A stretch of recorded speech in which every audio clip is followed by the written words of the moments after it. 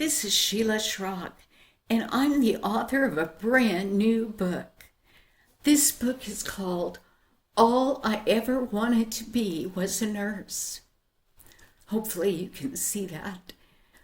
Well, it was true. Even when I was a child, all I wanted to be was a nurse. And when I grew up, it was still true. Matter of fact, when I retired from nursing, I did all those things I wanted to do when I retired. But then I went, now what am I going to do? And then my mind started thinking about all my nursing experiences. And I got to thinking that maybe other nurses or other would-be nurses or other people that just like a good read would like to hear my book. So every story in this book is true. They're the nursing experiences that I lived. There's 120 or more stories in this big chunky book. And you know, by June 19, this book, All I Ever Wanted to Be a Nurse, will be out on the shelves in the bookstores and on Amazon for you to order and read. It's a chunky book, but I think you'll enjoy it.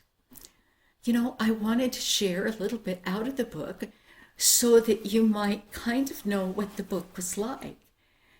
And I mean, all the stories are different topics and different things, but this will give you a little bit of idea, all right? This is chapter 25. It's called, I Remember That Sound. Everybody's life is filled with little experiences that may make memories that will either lie dormant or change your life forever. This is one of those experiences. It was a quiet night on the floor of the hospital. The ER had been totally empty. I remember going to med-surg floor to tend to some business that we generally did not have time to do. Imagine those shelves that you planned on cleaning and the drawers that everyone just opens and stuff things into. Finally, someone has to take the time to clear that junk away. Well, it was one of those nights for such things. I had the big garbage can and the drawers emptied around me on the floor when one of the other nurses came running in breathlessly, saying, "You have a baby patient, Sheilla." I wondered what this baby had. I thought, probably just the flu that's going around. Oh well, it'll keep me away from the cleaning for a while. I reached out. "Where did you put my baby?" The other nurse pointed to the exam room. "This'll be easy and fast. I won't have to go all the way to the ER for this one, and it shouldn't take long. I can get that other job done before the morning shift gets here." Well, I entered the exam room. Sure enough, there was a mom and a dad and a tiny baby. But my ears, not my eyes, picked up on something. What was that sound? I remember somewhere hearing it before. What is it? I smiled at the mom. "Tell me what the trouble is and how long the baby's been sick." There was that sound again. I frowned. I have heard that sound somewhere in my nursing career. I know it represents something serious. But what is it? The mom pulled the blanket down with a worried look and started to talk. "Josie seemed fine till she woke for her 2 o'clock feeding. Right, Sam?" The worried dad nodded his head yes. "She's acting like she can't breathe." The mom stammered. Her breathing was making funny sounds. She didn't even want to nurse for me. When did she start breathing funny? I reached down to look at the baby's mouth. She didn't swallow anything that you know of.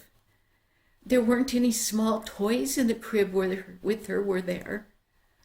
The mother looked terrified. It all started about an hour ago. No, there wasn't anything in her crib but her pacifier. And the mom started to cry. What's wrong with my baby? I did a quick assessment. A low-grade fever. That noise with breathing. Stridor! That's what it was. Stridor! That's what I heard. The baby was having a tough time breathing. Her color was pale, fingernail bed softly blue, back slightly arched, head back and chin drooling, but no cough. My mind was racing. Croup? No, there was no cough. It has to be epiglottitis. Just wait right here and I'll call the doctor. I flew out to the desk, swallowed hard several times, and dialed the pediatrician. I tried to remain calm. Let's see, it's been over an hour since the symptoms were seen by the family. An hour is way long enough to close an airway. Hello, Dr. Duffy. This is Sheilla in ER. I have a 6-month-old. I stammered. I'm sorry, but it looks and sounds like epiglottitis. There was no questions on the other end of the phone, just, I'm on my way. Watch that airway. Open the infant intubation kit. And the phone went dead. I ran and grabbed the intubation kit and the crash cart. I yelled to the floor nurses to get the supervisor and open the ICU. By the time I'd done the few listed things above, Dr. Duffy was at my side, giving a quick glance at the baby and an even briefer listen. Together we inserted a tiny breathing tube into the baby's trachea. And then it was hooked up to the ventilator by the ICU nurse. Dr. Duffy and I glanced at each other and sighed. He led me out of the room to the anxious, distraught parents. Well, all is well, thankfully. Your nurse here knows what she was hearing and got me here right away. Your baby will be fine after a few days of antibiotics and some time for the swelling to go down. Swelling? The mom asked softly. What was swelling? Did you find something in her throat? The look on the mother's face was one of shock. Let me explain. I'm sorry. But your baby could have died if we didn't get the breathing tube in right away. Dr. Duffy said, your baby has what's called epiglottitis.